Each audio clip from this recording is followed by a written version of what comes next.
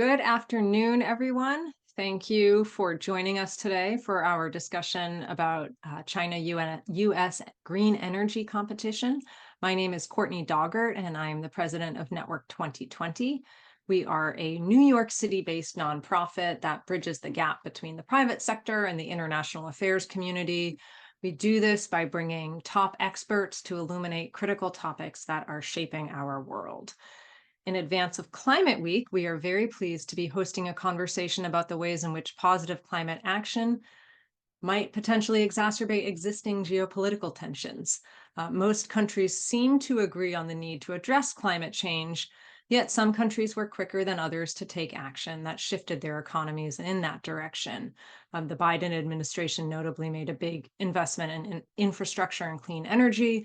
And the U.S. has finally, they've done a little bit of that, but really jumped into the game with their own green industrial policies. But what are the geopolitical consequences for the green energy sector? And where are the intersection and points of contention in taking climate change for other areas like trade and security? So we are very fortunate today to have someone who can speak exactly to this.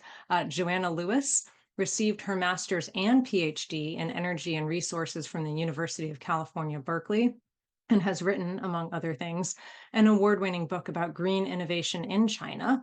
She speaks Chinese. She has been a visiting scholar at Tsinghua University, the Woodrow Wilson International Center for Scholars, and the East-West Center. She is currently the Provost Distinguished Associate Professor of Energy and Environment and Director of the Science, Technology, and International Affairs Program at Georgetown University. Welcome, Joanna. It's a real honor to have you here because your interests and expertise align precisely for this talk. So we're very fortunate to have you here. So just starting off, could you give us an overview of the current state of the global green energy market and where China and the United States fit within it? Happy to, and thank you so much for having me today, and thanks everyone who's joining. We really, when we think about where we're going with clean energy technology deployment to meet global climate goals, we really need to continue to scale up renewable energy generation quite substantially. I mean, to meet, for example, to achieve net zero emissions globally by 2050, which would, essentially limit warming to around 1.5 degrees by 2100. These are sort of the ambitious climate goals that are being discussed internationally. That alone would require the tripling of renewable energy generation by this decade, by 2030, and then increasing that eightfold by 2050. To electrify road transport, we would need to produce electric vehicles to go from about 3 million a year today to 70 million a year by 2040. And I think it's important to remember that a lot of the locations where we're actually going to be deploying these clean energy technologies will not just be in the United States and Europe, but actually in the developing and emerging economies. So we've seen, over the past 2 decades, China really become the predominant location for investment in the production of clean energy technologies, right? A lot of these key technologies we'll need for the low carbon transition. China produces more than 70% of solar modules, more than 80% of the components and raw materials that are used in the overall production of solar photovoltaics. China also produces over 70% of wind turbine nacelles, over 80% of the battery cells used in the battery packs for EVs and energy storage, right? And then we also see that China is involved not just in the production of a lot of the key supply chain components for clean energy technologies, but also they're deploying these technologies domestically. Last year, for example, China dominated global solar growth, installing about 57% of the world's solar last year, about 65% of wind turbines, and about 60% of EV sales globally were in China last year. So, this rise of China, which was really, of course, encouraged for a long time by the United States and others as a climate mitigation strategy, is now feeding competitive tensions. And this is, I think, fostering a proliferation of green industrial policy measures, which are really about extricating nations from many of the global linkages in the clean energy sector in particular. And then this, as countries are putting in place these sorts of policies, which can be quite protectionist, this results in an increase in the frequency of trade-related disputes, the implementation of tariffs, sanctions, and a lot of these tariffs and sanctions that are being put in place by the United States, for example, as well as in the EU, are targeting China's green industrial policy strategy, which, for many decades has included local content requirements as well as domestic subsidies that would support locally made technology. So to clarify, when it comes to um, where the U.S. is falling in terms of policy, is it more out of de-risking from China, or is it because there's this large global growth in this huge green energy market and we want a piece of it? It's certainly both, right? I mean, the size of the pie is increasing, as it were, and there's a role for a lot of countries to enter clean energy supply chains. But the U.S. strategy is really much more about the de-risking or decoupling. They don't want to be reliant on any one country for anything, and China in particular. Mhm. And do you see, just one more follow-up question there. Do you see, because often when we have conversations about de-risking or decoupling, we find that it's not quite as easy um, as it sounds. And is that the same when it comes to green energy technology? Can you actually decouple from China and still have that be an integrated whole supply chain and get what we need at prices we need? Yeah, I think this is the important conversation to have, right? I think it's not easy. I mean, as I just mentioned, the dominance that China has in so many key components of clean energy supply chains means that changing that dominance is not something you can just do quickly. This is manufacturing capacity that was built up in China over decades, with a huge amount of state support and other support. So we'll talk about the IRA and other measures, which is sort of an attempt to try to do this here.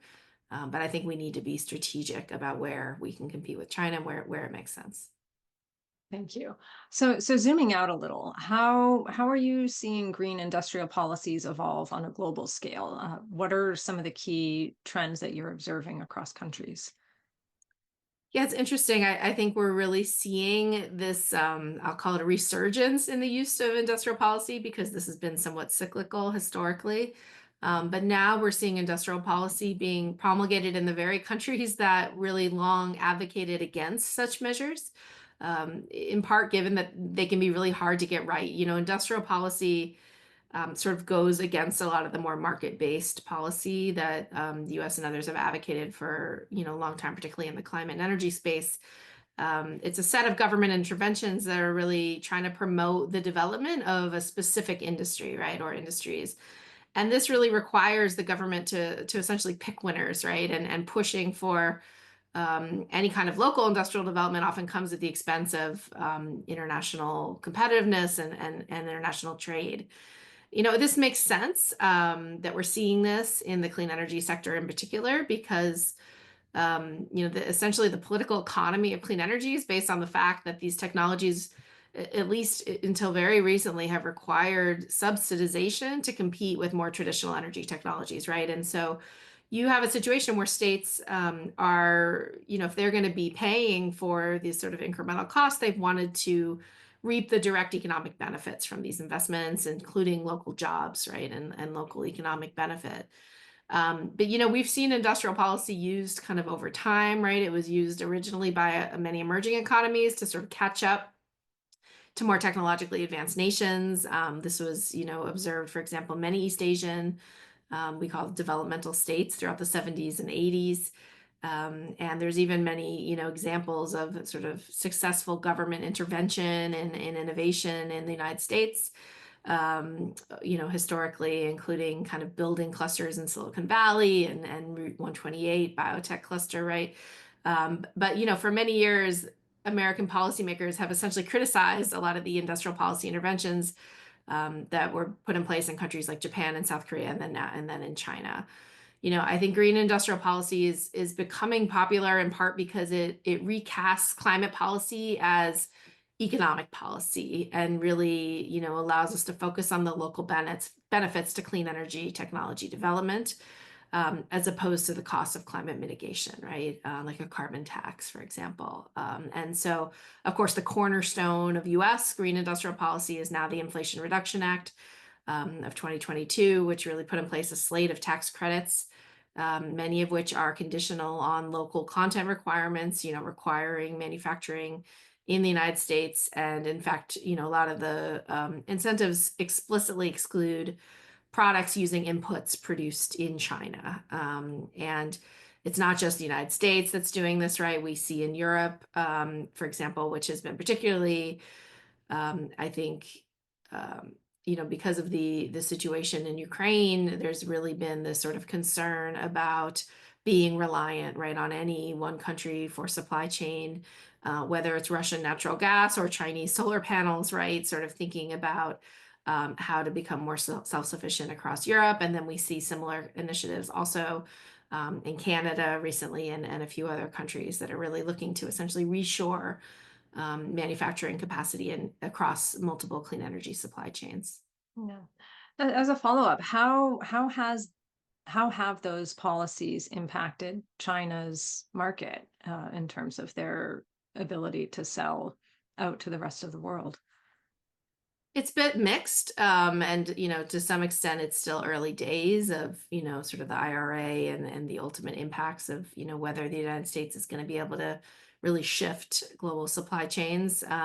We do see new manufacturing capacity starting to be built in the United States, but at this point, sort of nowhere near the scale.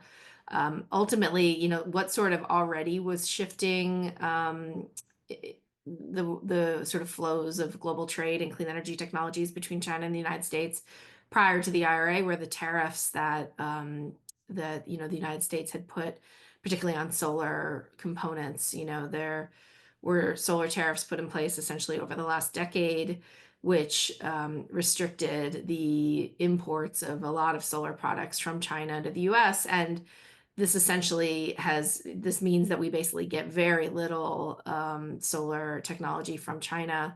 Now, almost 80% of our solar components essentially come from Southeast Asia instead of China, although a lot of these Southeast Asian manufacturing facilities have Chinese ownership, right, in some capacity. So this is sort of the result of our tariffs, right? It end up kind of shifting global supply chains around for better or for worse.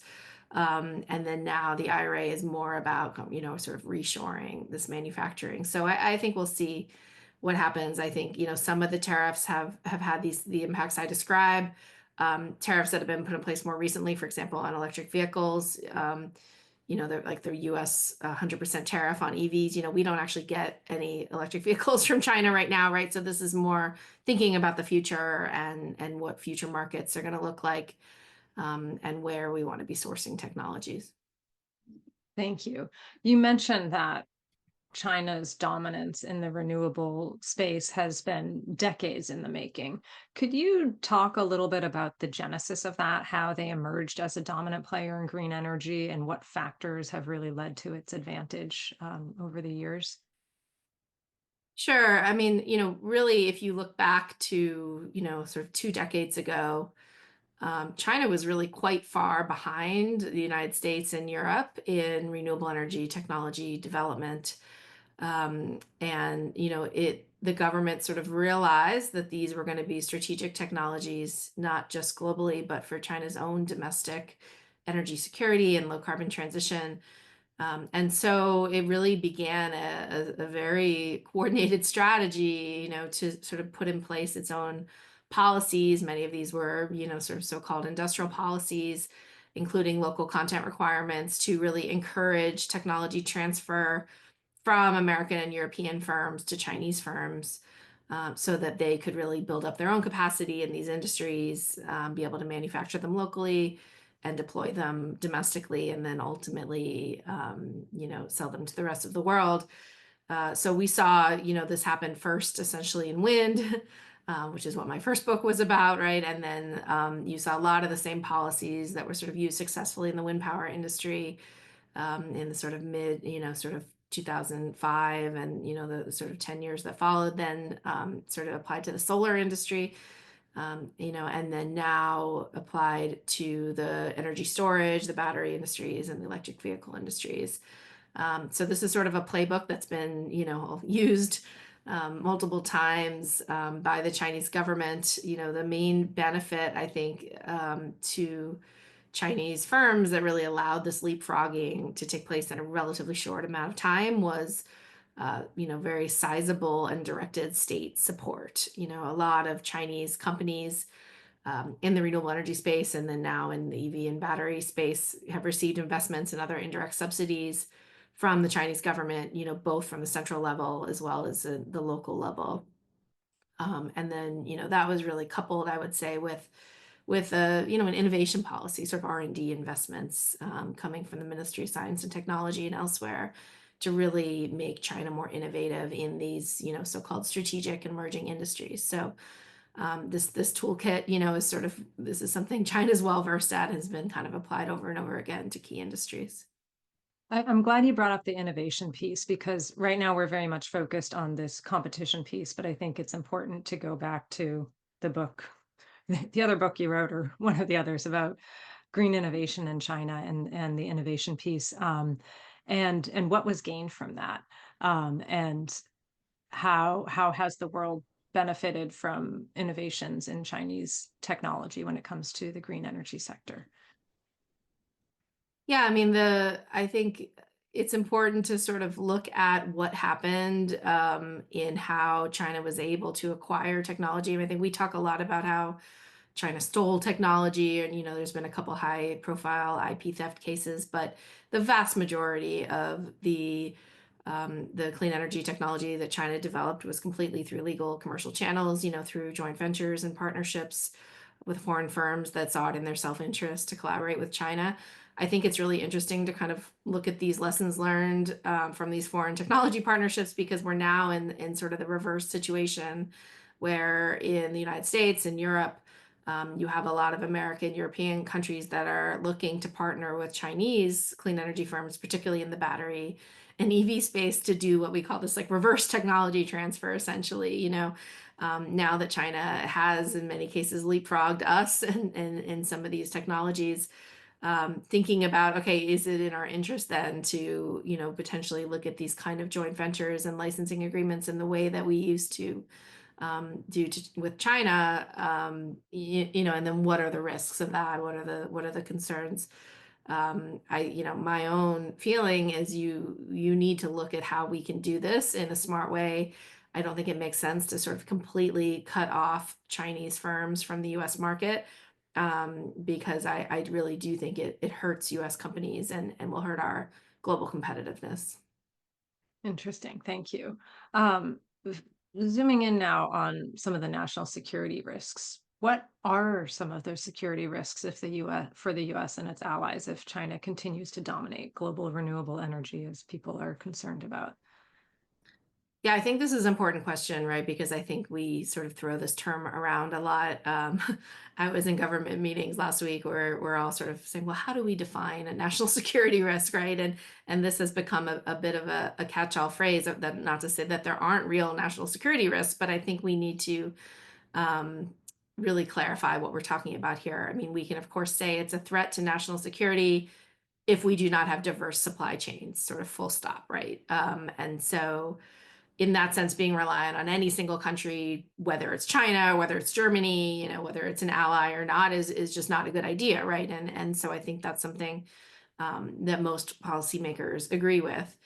But then we go beyond this risk of supply chain disruption, right? And I think there's another set of specific economic risks and then national security risks.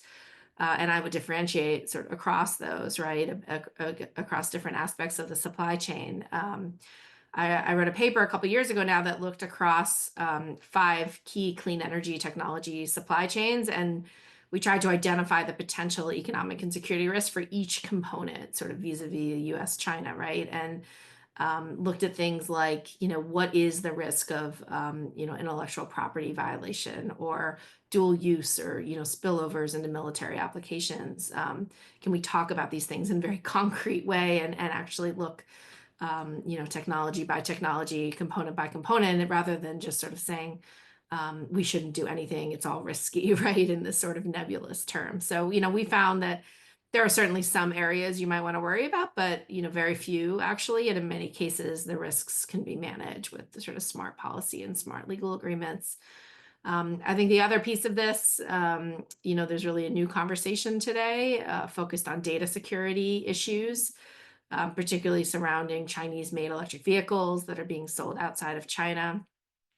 For example, there was a recent UK report released saying that suppliers suspected of having ties to China's military pose a particular risk due to the potential for built-in wireless components in these technologies to be weaponized in some way, right? And or even just concerns that data generated by Chinese manufactured EVs operating in other countries could end up in the hands of the Chinese state and could be used for surveillance purposes, right? So, there's a lot of countries sort of grappling with this issue of like, what does that really mean, and what sort of data security laws or controls, might you want to put in place with, any kind of Internet of Things interconnected, right? Whether it's vehicles or whatnot, that could have direct links to kind of critical national infrastructure, right? And, particularly using them in government procurement, sort of government owned technology. I think there's still a lot that needs to be understood about this. So I think this is an important area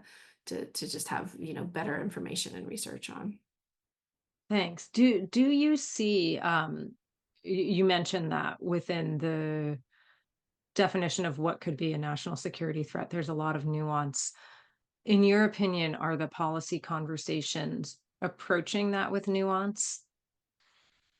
No, to be frank, no. I think that right now, I mean, where I sit in Washington, right, it's an election year. There's not a lot of, I think, political appetite on either side of the aisle to talk about strategic technology cooperation with China, right? I think it's easier to just kind of say, we're going to be hands off, we're going to compete directly, we're not going to look for these sort of avenues of cooperation. We are, of course, engaging with China on climate change policy and a variety of other areas, but the area of sort of actual science and technology cooperation has really become quite fraught politically. And so I think that there's not a lot of space right now for these types of more nuanced policy conversations. So then, if that's the case, what risks does this growing competition in green energy between the US and China pose to global efforts to address climate change? Yeah, I mean, as someone who is very concerned about the future of our planet, our children, this really does keep me up at night. I think we need to understand that if we're diversifying supply chains, we're going to make clean energy technologies more expensive. If we are reshoring things made in China to the United States, we are not going to be doing it at the same cost that we can produce these things in China. We need these technologies to address climate change. We need them quickly. We need them deployed at scale as quickly as possible, many this decade. And again, we have to remember that the majority of the deployment of these technologies is actually not going to be in the United States or in Europe, but in countries, in Africa, in South America, Southeast Asia, where we need these technologies to be as cheap as possible. Otherwise, they are just not going to be competitive. These countries are going to continue to build coal plants, and we will all be underwater. So I think that we need to be remembering that we have multiple goals here. We certainly have national security, economic development goals, right? But we also, at least the current administration is trying to mobilize global climate action. I think we need to think about how these different policies can interact with each other, and including to the detriment of sort of our ultimate climate policy. And I would just add, it's not enough to just say, well, we'll reshore it all the United States and then we'll export these technologies, back to the developing world. Not only is that not remotely cost competitive, it's also just not what they want. I don't think if we talk about, self-sufficiency, no country actually wants to be reliant on imports from China or the United States. Everyone wants to have a role in these supply chains, to be able to manufacture some of these things themselves. And they also want to be part of this economic development benefits of the low carbon transition. beyond just the extractive industries, for example. So I think we need to think strategically here in the United States about how our own industrial policy has implications for the developing world. What sorts of incentives we might put in place, not just for reshoring clean energy manufacturing here, but thinking about diversification in other countries that we don't mind trading with and could actually be quite beneficial, for their own economic development and for their low carbon transition. Great. I have two more questions that I hope I can get in, and then I'd love to turn to the Q&A. And if you're listening, if you have any questions, please put them in the Q&A box.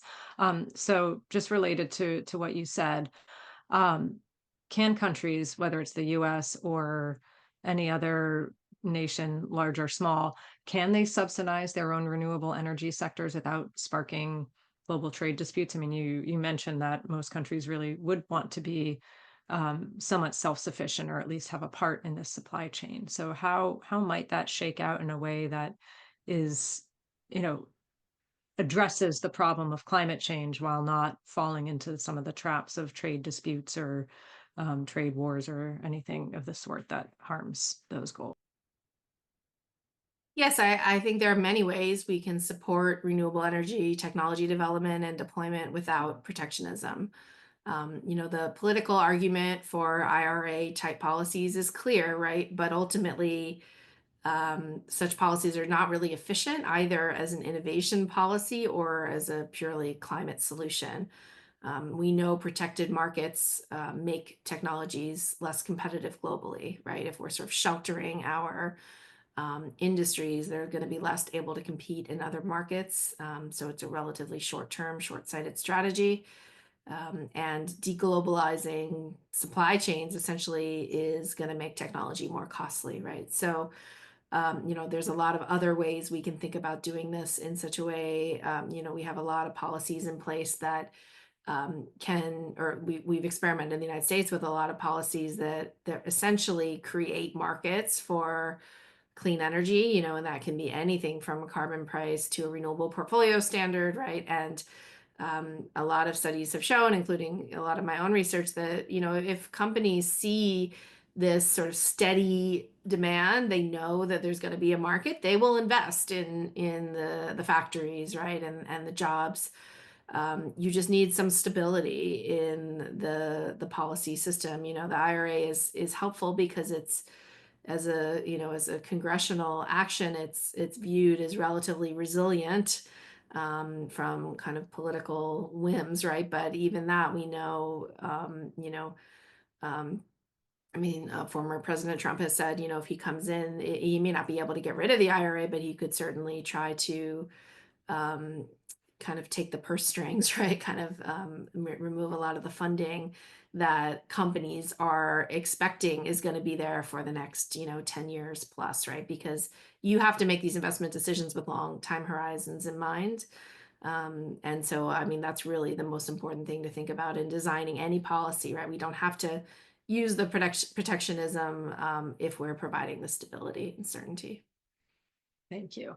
And so one more question. You had mentioned the need for developing countries to leapfrog in terms of their technology acquisition. Um, well, it's not a direct overlap, but there's certainly a lot of overlap with the Belt and Road Initiative within the framework of China's green energy ambitions. Could you talk a little bit about that and what ways the two might be related, and whether or not the BRI is successful, particularly in the green energy space? Yeah, the Belt and Road Initiative, has sort of become a catch-all term for, the fact that Chinese, state-owned banks essentially have been investing in third countries, right, for the past decade plus in a variety of infrastructure projects in the energy space in particular. There was some global concern raised, particularly about BRI investments because a lot of the investment was going towards fossil energy projects, building new coal plants throughout Southeast Asia and elsewhere, as opposed to, sort of directing that investment towards cleaner energy facilities. But back in 2021, President Xi actually declared that at the UN General Assembly said that China would no longer sort of support the investment in coal plants in third countries, at least with sort of state support, right? There are private companies in China, and you can't completely control sort of what they're doing, but there has been a shift in the sort of investment in infrastructure. There's been announcements recently coming out of Beijing about kind of new investment channels for green projects across Africa and other places, as part of the kind of South-South cooperation initiatives that China's been trying to promote. So, I think it's sort of a evolving situation in terms of the role that both Chinese development banks as well as Chinese entities and private companies are playing in third countries. I think there is a lot of interest in looking for new markets. We talk a lot about overcapacity here in Chinese clean tech sectors. There is going to be a need for a lot of Chinese firms to look for new markets, particularly if they're excluded from the United States and Europe. So there's sort of pros and cons of this, again, depending what perspective you're looking at this from. Great, thank you. I'm turning to the Q&A box now. So if you have a question, please feel free to type it into the Q&A box and I will try to get to it. We have one here, and the person writes, can you be more specific about sectors where the U.S. can be competitive, appreciating that there are sectors where we can't realistically compete? Yeah, that's a great question. And this is something I'm really just starting to think about. There's been some interesting analysis of this. I think there are certain technologies that are sort of current or previous generation technologies where China has just become so competitive globally. Solar, sort of the current solar photovoltaic technology would be very hard, I think, for us to compete in terms of the manufacturing scale. I think there are other next generation solar technologies, where we can be more strategic. I think investing in innovation in these next generation technologies and looking to sort of commercialize first can be a smart strategy, right? As opposed to trying to compete across in a 10-year-old technology or, something like that. It really, you can go kind of component by component down the supply chain and wind, solar, EVs elsewhere, and you find a mixed picture, kind of depending what it looks like. I mean, even in wind, it's a very different technology than solar, not transported as far, often if you have a giant blade, right, you can't ship that across an ocean the same way you can a solar module. So you actually see it, often those components are coming from much closer to home, right? And then I think when we're thinking about batteries and EVs, which is where a lot of the kind of current competition is focused, I do think that the U.S. can be competitive in these sectors. I think we've decided we are going to be, right, for a variety of reasons. But then the question is, like, how are we going to be competitive? Are we going to be competitive by just completely closing our borders? Or are we going to develop these sort of strategic technology sharing agreements, including with Chinese firms, not only Chinese firms, but, I believe whoever has the best technology, we should be looking at how we cooperate with these companies, these scientists, right? Whoever it is. We know that we can be most competitive, most innovative if we are open in how we think about these partnerships. Perfect, thank you. Another question, someone asks, what is your view about the role of public-private partnerships evolving in this whole China-U.S. green energy race? Yeah, I think, that can mean a lot of different things, but we have a lot of experience with public-private partnerships being particularly successful in a U.S.-China context because, as you know, sort of public and private, first of all, that is a relatively sort of blurred distinction, right? In the Chinese context, you have public, you have private, but then you have kind of a nuanced approach. Even a private company can be influenced by the state, can receive state support. And so when you have, for example, two private sector actors in the United States and China wanting to do technology agreement you know, whether it's, Ford and CATL or whoever the companies are, having the um, support of the two governments can be quite crucial to making sure these technology partnerships are successful. Um, Likewise, of course, not having government support can derail, the actions that private sector actors might want to do. We know that Congress and others can make life difficult, right, for U.S. companies who want to work with Chinese companies if they decide there's political issues there. So, there's been examples of this in the past. You might be familiar with bilateral initiative that was launched during the Obama administration called the U.S. China Clean Energy Research Center. And this was essentially an umbrella for a lot of clean energy technology research and development that was happening between public and private actors. It brought together companies, national labs, universities to really do this joint development across borders. And having a bilateral agreement with essentially presidential sign off, ministerial sign off, meant that there were a variety of intellectual property protections you were subject to if you were operating under the auspices of this agreement, right? And so a lot of US companies were essentially protected by having this public-private partnership under which they were doing their technology cooperation with China. So, while there's not a lot happening in that space right now, I do think there's a lot that can be learned from how we've designed these sorts of partnerships in the past, and how they can facilitate this sort of technology cooperation in a secure way. That's great. Thanks. Staying solely on the private side of things, in what way has private industry in the U.S. Uh, helped or held back the U.S.'s green energy transition? It's an interesting question, and I'm going to say I spent a lot more time studying China than the United States, so I may not be the best person to answer that question. But I think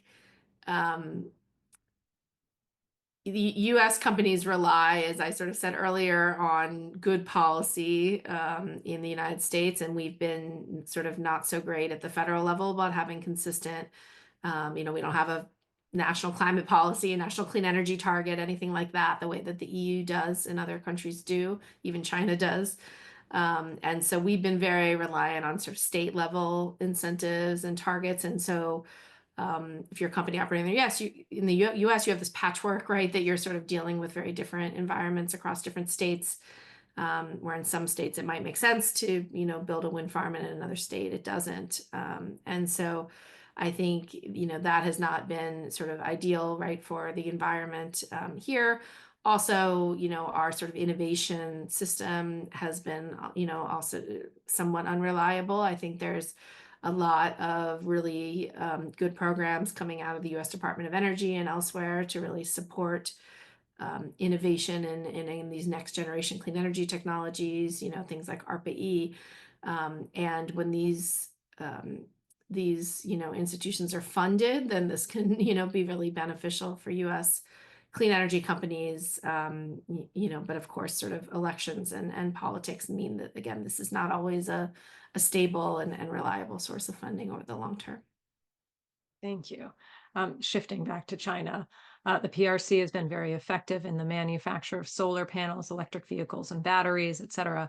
But a number of uncompetitive practices, the questioner writes, have been employed to dominate these sectors and crush global competition. How should the U.S. and others address this? Yeah, I think this is a really important question.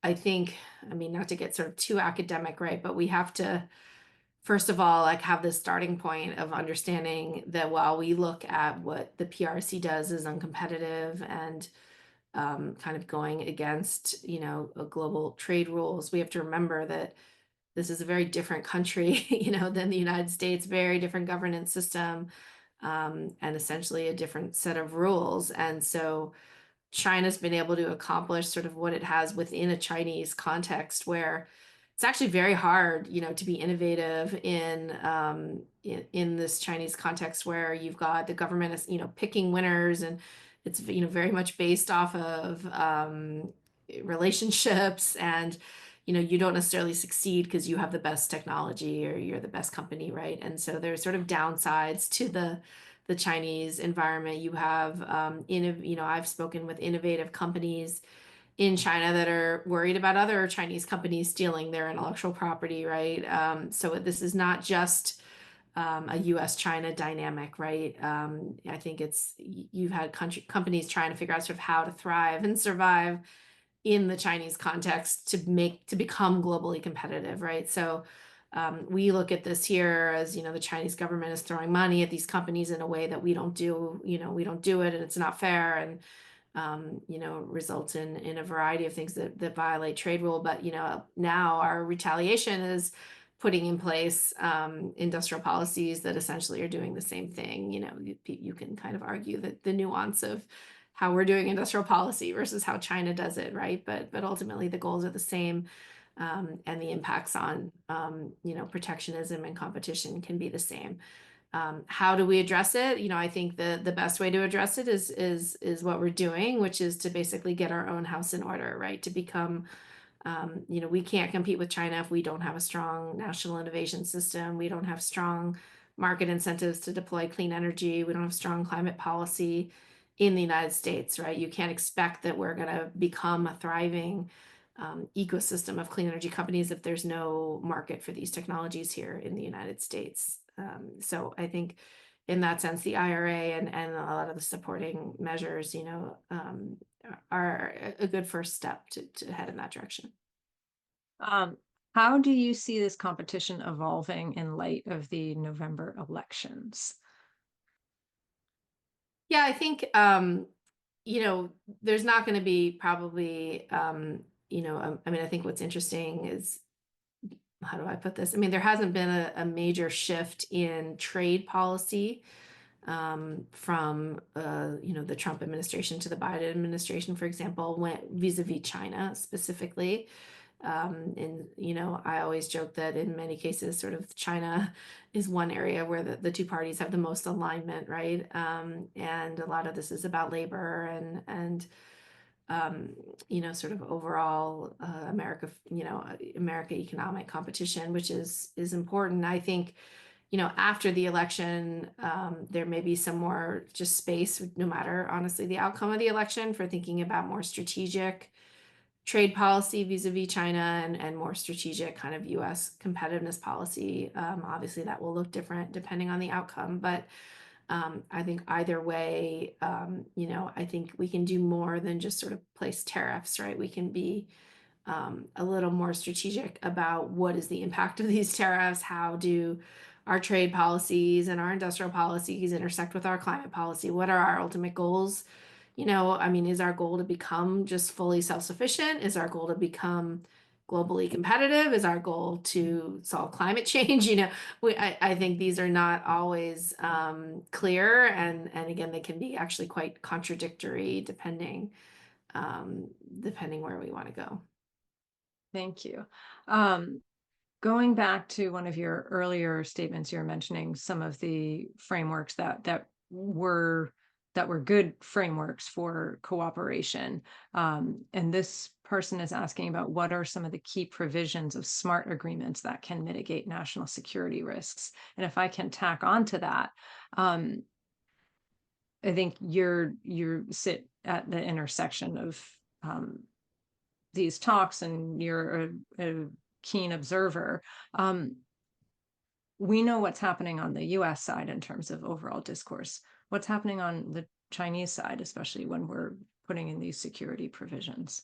Well, on the first question about, I guess, SMART agreements that can mitigate national security risks, I think, as an example, I was talking about the CERC, right? And the U.S.-China Clean Energy Research Center. There was a intellectual property agreement that was sort of very detailed and negotiated by both governments, and every public-private sector actor that was sort of a part of this had to sign on to that agreement.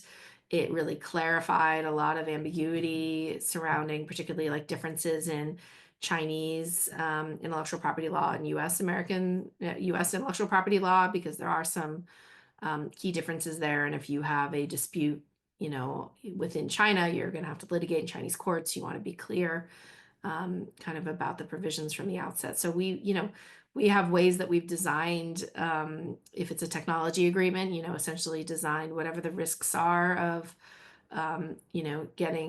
putting that technology out there, right, where you're going to have Chinese and American actors in the same space, to clarify like what are the rules of that sharing, and then what are the consequences, should there be some kind of disagreement, dispute, theft, etc. How is that going to be sorted out? And that's actually worked pretty well.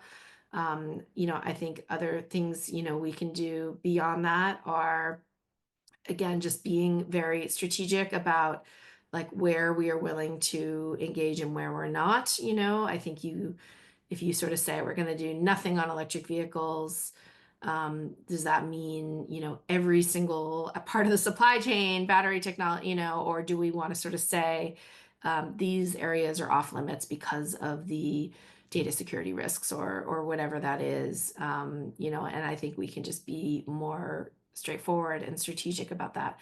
On the Chinese side, I mean, I was able to travel around China this summer and visit several EV and battery factories. I think there's a lot of interest. First of all, I have to say these are state of the art, just amazingly sophisticated factories that, they've been able to build in a very short amount of time. And a lot of these Chinese companies are just assuming they're going to be able to move to the United States to expand there, that they will sort of figure out the politics. And I think that in some ways, right, there's a bit of naivete around kind of how strong, the kind of anti Chinese technology sentiment is right now, and at least where I sit again in Washington. But I do think that like we can be much more nuanced about how we're defining foreign entities of concern, for example, which is the language that appears in the IRA that precludes Chinese ownership, in eligibility for subsidies. I do think that there is a way to distinguish between, firms that have ties to the Chinese government, the Chinese military, and firms that really are private sector actors that are operating globally, that have, headquarters in Silicon Valley and elsewhere, and are really, they're not, they're essentially wanting to transfer technology to the United States, put it in the hands of U.S. firms. We know how to sign technology transfer agreements. We've been doing this for decades, right, in a way that protects U.S. national security interests. So it's a long answer, but just to say, I think that there's a lot of places we can go with this. Yeah, it's interesting, and I'll follow up with that because you said there are ways to distinguish between companies that are, let's say, legit private actors and ones that might have ties to military. We do have a question here, so I'll try to weave this all together, where the questioner writes, on security, given the PRC's military buildup and its aggressive approach in the South China Seas and towards the Philippines, Taiwan, India, Bhutan, and elsewhere, is there an argument that a portion of any export earnings or trade surpluses will be used to advance the PRC's military advantage? And if that's the case, is it not in the interest of an open society and free market countries globally to strategically reduce contributing to PRC export earnings and surpluses? And so I feel like that kind of integrates back into that your earlier statement of, there's a way to pull that apart. But is there, and what are the implications of that? I mean, I'm not sure where to start. That's a huge question. I think, not to be flippant, but you could also argue that destabilizing China's economy is absolutely not in the U.S. interest either, right? If you're trying to avoid global conflict, and, instability domestically will lead to global instability. So, if the goal is not to sort of crush China's economy, but to be strategic about diversification in supply chains, right? You need to assume China's going to have some role, at least in this sector. It's actually, it if you only look at this from a climate perspective, and I understand that most people don't, China's entry into the global solar industry, yes, it put many U.S. and European firms out of business. It also dropped the cost of solar energy by almost 90%. in a very short amount of time, making this technology globally accessible and affordable and a huge part of our climate solution, right? So I think we need to think about, like, do we want there to be a role that China is sort of playing, given its kind of unique ability to do that in the manufacturing space? Are there other countries we want to be kind of part of that? Whether it's Southeast Asia, other parts of the world where we have a direct national security interest in seeing better economic development, to promote stability around the world, right? And what does that look like? There's a lot of discussion even about how the United States can be better at sort of leveraging what China's doing in third countries, whether it's through BRI or whatnot, and sort of by being in the mix, right, and kind of being part of that.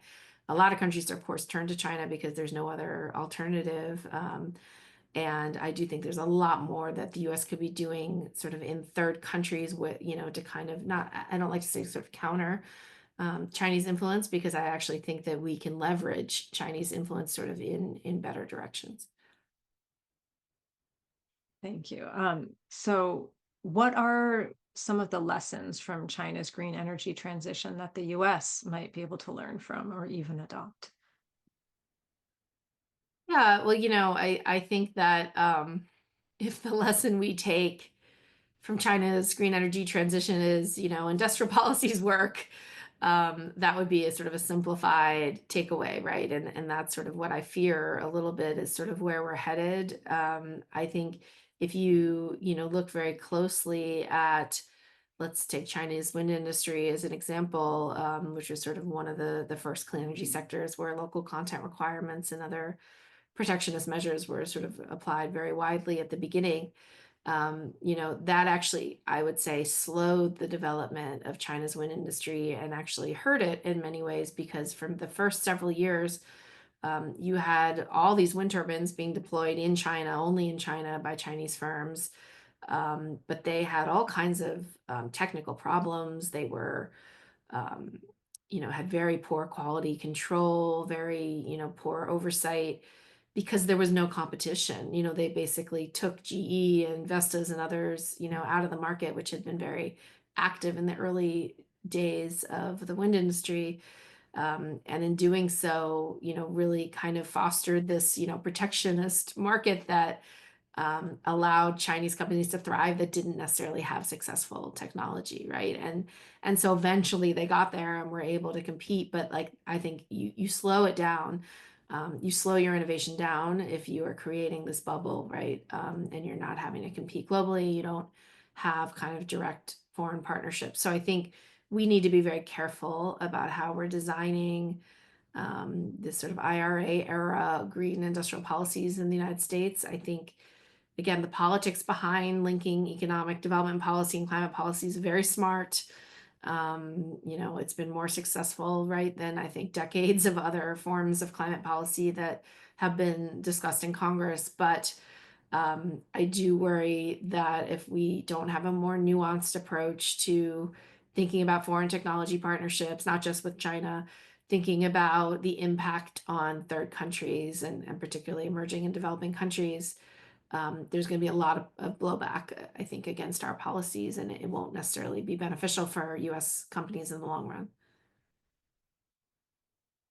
Thank you. So just, as we head into wrapping up here, I think, and I hope everyone on the call can agree on the fact that we want smart policies, climate policies globally. We want to be able to have a successful green energy transition. And we also want to mitigate any